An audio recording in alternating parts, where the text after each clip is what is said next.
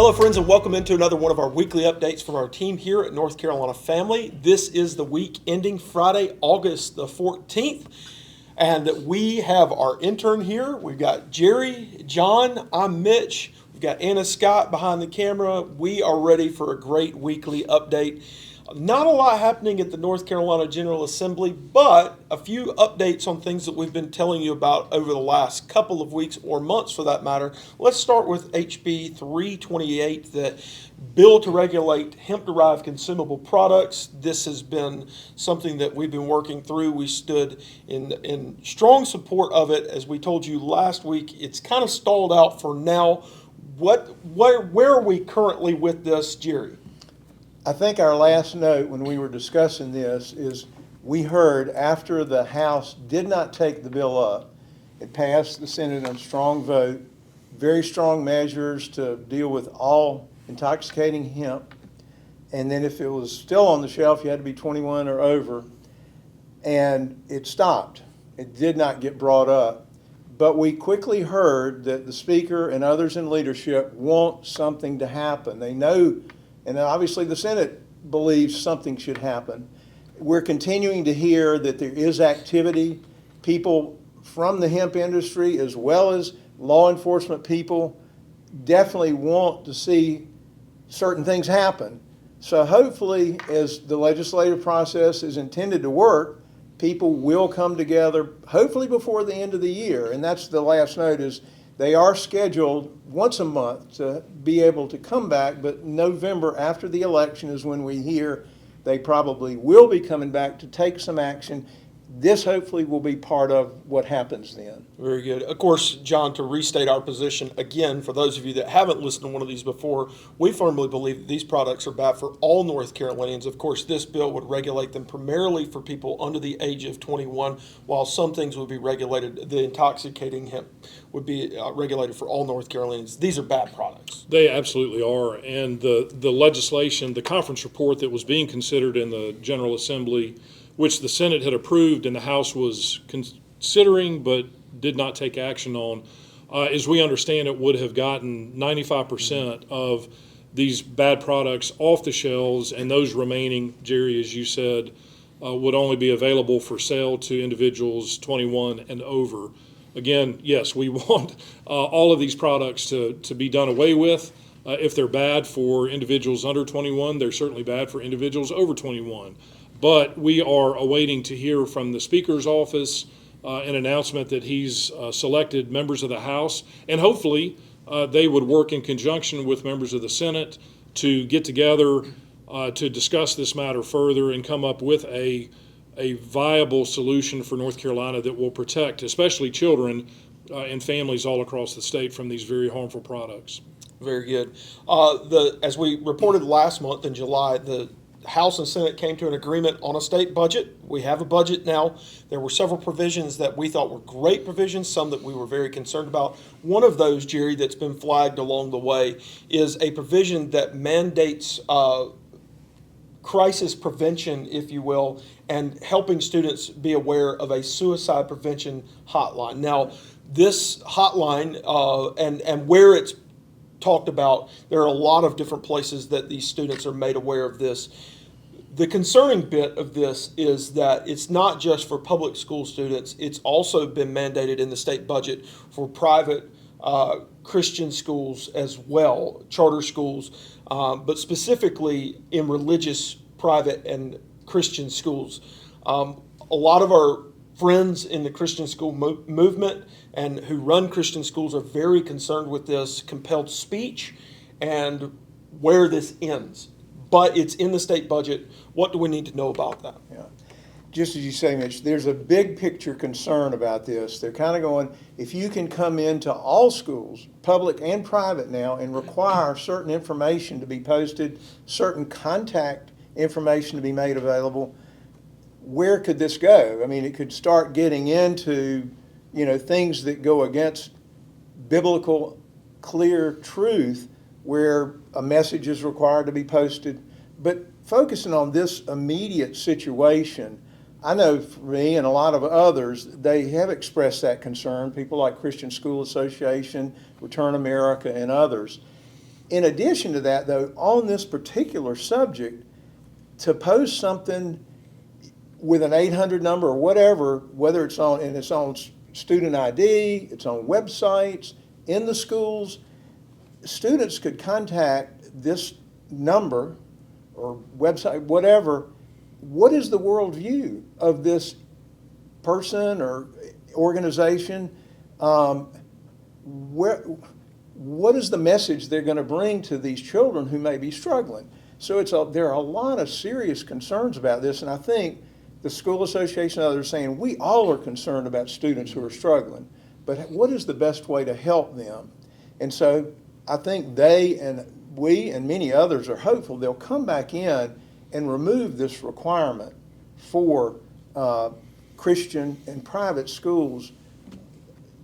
Anyway, I could go on and on about it, but my last note on it just is thinking about, we recently passed legislation saying when things are going on with a student who are struggling with their identity, that parents are required to be notified and whatever.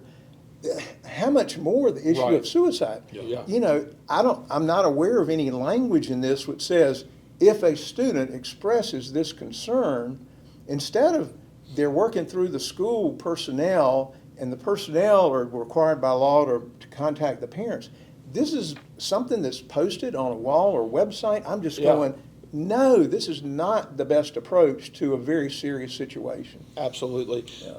And I think it's an example of legislation that's well intended. Yeah. Certainly or we don't suspect any ill will or nefarious effort here, but unintended consequences, Jerry, and you've pointed those out, the impact that it could have on children who are in a very vulnerable situation, dealing with any number of types of issues, things like that, the rights of parents and the rights of religious Christian private schools to have the state now dictating what sort of resources, quote unquote, that they're have to provide to students. So there is a lot going on here, but again, probably not an ill-intentioned thing, but something that certainly needs to be revisited, without a doubt.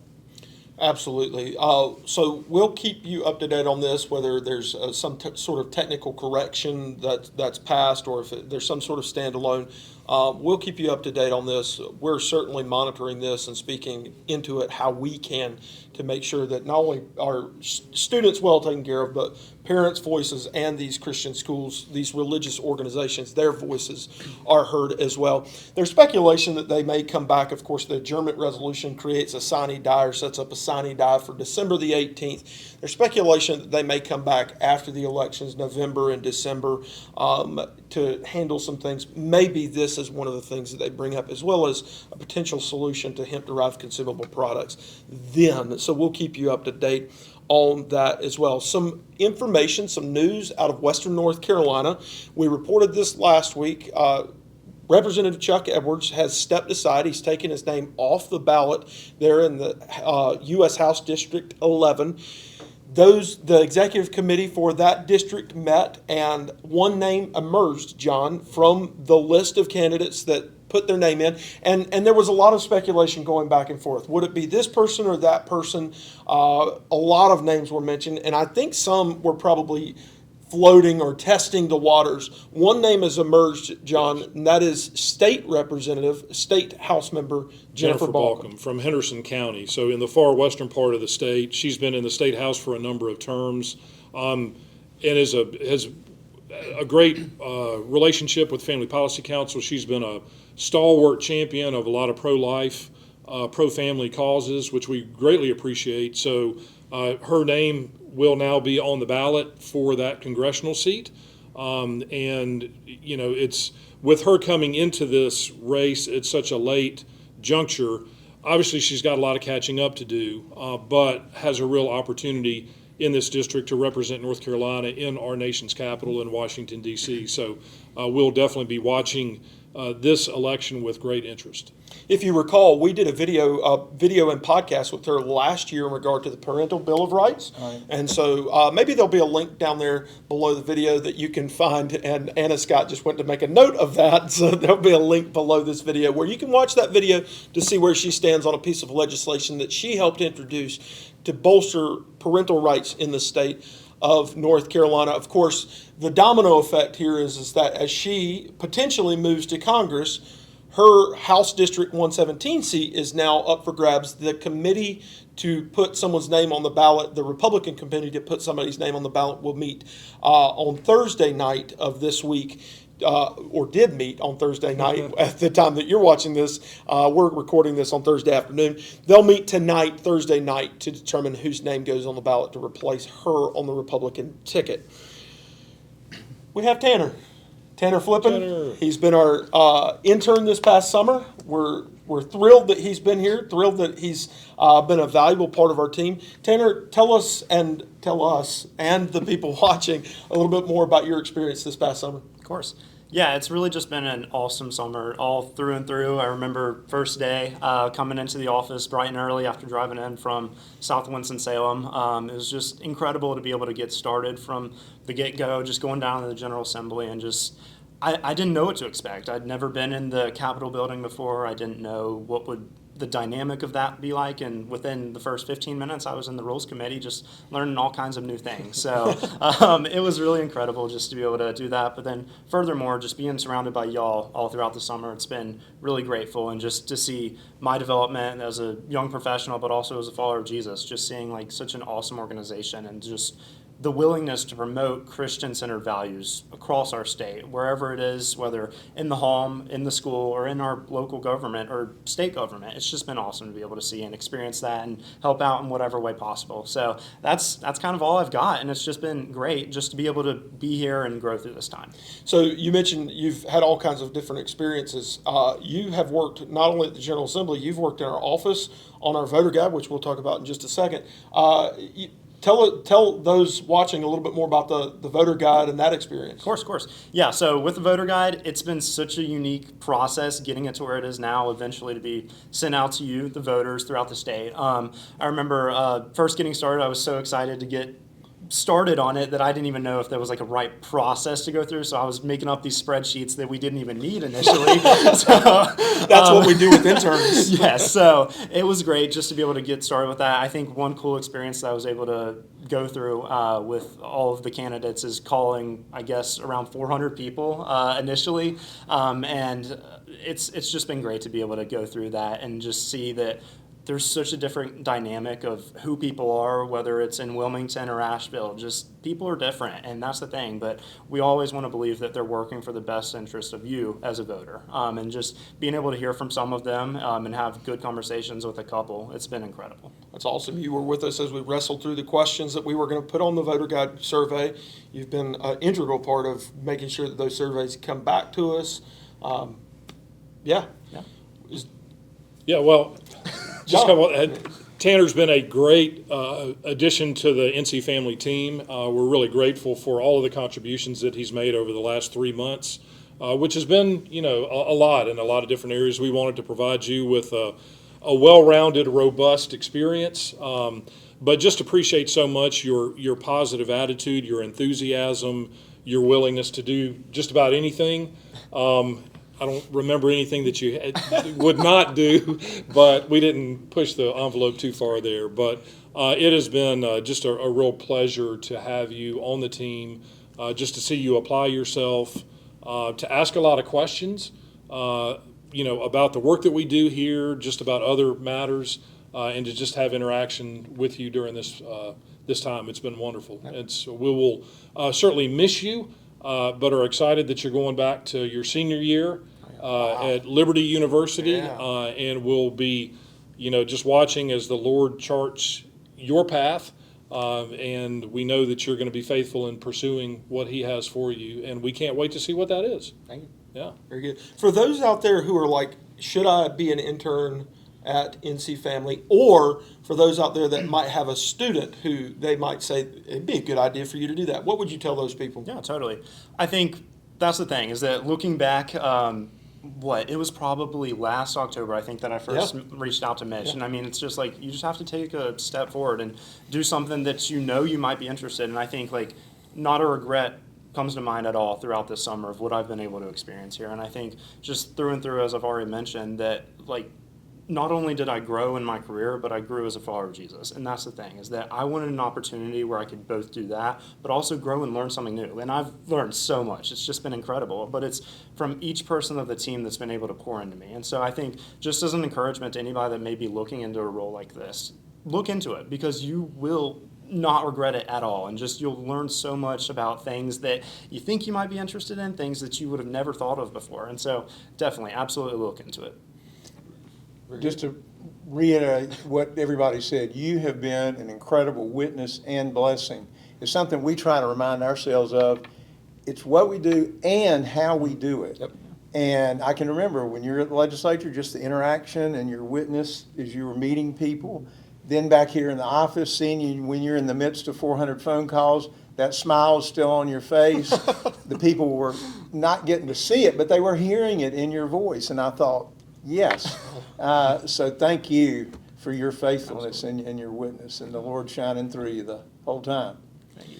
Speaking of the voter guide, it's going to be coming out in just a couple of months, around the October timeframe, the beginning of October. We're in the final stages of collecting those candidate surveys and questionnaires. So if you're watching this and you are one of those candidates that has not yet turned that questionnaire survey in, please do so as soon as humanly possible, and we'll be very grateful. And so will the rest of the people watching this video who want to hear your voice. And for those of you out there who are excited about the voter guide and getting it into the hands of people in your church, we'll have a link on our website soon so that you can begin bulk ordering those physical copies, hundreds of thousands of physical copies that we will be getting across the state of North Carolina, as well as an amazing interactive website that you'll be able to go and click on and find out who your candidates are, where they stand on the issues that you and your family care about. John, it's been a good week here at NC Family. We're grateful for all that our team does, and just grateful for you and your leadership of our team. Any final thoughts as we close out our video today? No, just, we are coming out of the summer months. Students are about to return to school or are returning to school. And we're going to be just gearing up more, as you said, for the Voter Guide Project. And so we appreciate, friends, your continued prayers, your support for the Family Policy Council and enabling us to do all that we do. And so keep an eye open for your email inboxes and your snail mail mailboxes. We'll be getting information out to you and have been about how you can continue to support the work that we're doing and partner with us here at NC Family. So, Mitch, we're obviously very grateful for all the members of the team here and all of those supporters all across the state who partner in the work that we do. Very good. Yeah. Well, to learn more about what we do, you can go to ncfamily.org. That's ncfamily.org, and learn more and be a partner with what we do here at NC Family. So, Jerry, John, our intern Tanner, I'm Mitch, and Scott behind the camera. Thank you so much for watching this week's weekly update video. We hope you have a wonderful weekend, and God bless.